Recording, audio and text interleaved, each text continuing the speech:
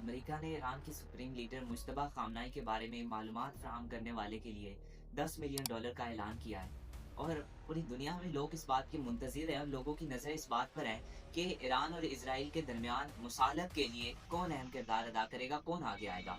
अभी इस वक्त जो सूरत हाल चल रही है, ट्रंप साहब नाखुश नजर आ रहे हैं क्योंकि उनका मकसद पूरा नहीं हो सका अभी तक। उनका मकसद था कि ईरान से एटमी हथियारों को खत्म करना और यहाँ पर रजीम चेंज करना, जिसमें अभी तक जो है वो नाकाम ही नजर आ रहे हैं।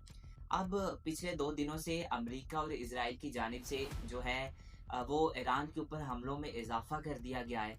और साथ में जब से मुश्तबा खामनाई नए सुप्रीम लीडर बने हैं, तब से ईरान की जानिब से भी जो है इसराइल पर मिसाइल हमलों में जो है वो शिद्दत देखी गई है।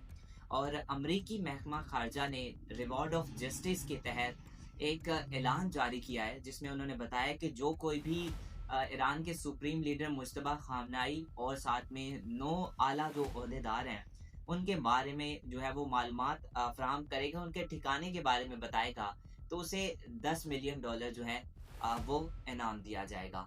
ये तकरीबन पाकिस्तानी 2 अरब और 80 करोड़ पे बनते हैं।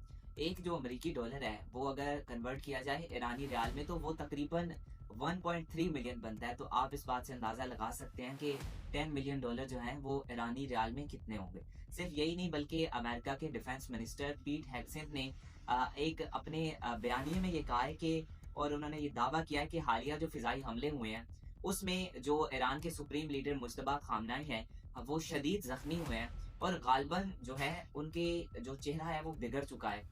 और उन्होंने साथ में ये भी कहा है कि जो ईरानी पैगामात आ रहे हैं उनमें सुप्रीम लीडर की वीडियो और ऑडियो ना होना इस बात का सबसे बड़ा सबूत है। लेकिन फिलहाल जो ईरान की जानिब से इस बात की जो है वो तरदीद की जा रही है।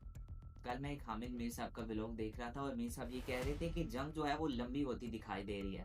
ऐसा लगता है कि ईरान जो है वो जंग को लंबी करना चाहता है, जबकि इसराइल और अमेरिका जो है वो ऐसा लगता है कि जंग को खत्म करना चाहते हैं। हाँ, इस बात से मैं एग्री करता हूँ, लेकिन अमेरिका जो है वो सुलह करके या सीज फायर करके जंग नहीं खत्म करना चाहता, बल्कि अमेरिका जो है वो ईरान में रजीम चेंज करके जो है वो इस जंग को खत्म करना चाहता है। यानी कि अमेरिका तब तक खुश नहीं होगा या जंग खत्म नहीं करेगा जब तक जो रजीम है वो ईरान में चेंज नहीं हो जाती। इस वक्त लोगों की जो नजरें हैं वो चाइना और रशिया पर हैं कि वो ईरान और इसराइल के दरमियान जो है वो सुलह करवाएंगे। और अगर आपका सवाल है कि पाकिस्तान इसमें क्या किरदार अदा करेगा, तो ऐसा लग नहीं रहा कि पाकिस्तान इसमें कोई अहम किरदार अदा करेगा, क्योंकि पाकिस्तान ने सिर्फ इतनी कोशिश की है कि सऊदी अरब और जो ईरान के दरमियान गलत फहमी है उनको जो है वो दूर किया जा सके। क्योंकि पाकिस्तान ने जो है सितंबर 2025 में सऊदी अरब के साथ म्यूचुअल डिफेंस एग्रीमेंट साइन किया था, जिसकी वजह से वो नहीं चाहता कि ईरान और सऊदी अरब के दरमियान जो है वो जंग या लड़ाई हो। अब कहा यह जा रहा है कि डोनाल्ड ट्रंप की जानिब से तुर्की को ये कहा गया है कि आप अमेरिका की मदद करें और रजीम चेंज में ईरान के अंदर अपना किरदार अदा करें। और कहा यह भी जा रहा है कि पाकिस्तान को भी ऐसे पैगामात मिले हैं कि आप भी ईरान के अंदर रजीम चेंज में अपना किरदार अदा करें। अगर तुर्की और पाकिस्तान को ऐसे पैगामात मिले हैं, तो इनकी कोशिश ये होगी कि जो ईरान के साथ ताल्लुकात हैं वो भी ना खराब हों और जो अमेरिका के साथ ताल्लुकात हैं वो भी ना खराब हों। जॉर्ज गैलवे जो कि ब्रिटिश एनालिस्ट हैं, उनका ये कहना है कि इसराइल में कुछ हलकों में ये सोच पाई जाती है कि ईरान अगर कमज़ोर हो जाए या फिर ख़त्म हो जाए, तो अगली जो बड़ी ताकत होगी वो तुर्की है। क्योंकि मईशत के लिहाज से और साथ में फ़ौज के लिहाज से भी जो तुर्की है वो एक ताकतवर मुल्क है और इसके मुस्तकबिल में जो है इसराइल का जो मुमकिना हरीफ के तौर पर तुर्की को देखा जा सकता है। सोशल मीडिया पर बहुत सी खबरें चल रही हैं जिनमें कहा जा रहा है कि नेतन्याहू जो है वो मर गया है, लेकिन इस हवाले से अभी कुछ नहीं कहा जा सकता क्योंकि ऑफिशियली तौर पर अभी ये कंफर्म नहीं हुआ कि वो मर गया है या फिर जिंदा है। और अमेरिका की जानिब से किशम आइलैंड पर डीसलाइजेशन प्लांट को जो है वो निशाना बनाया गया है।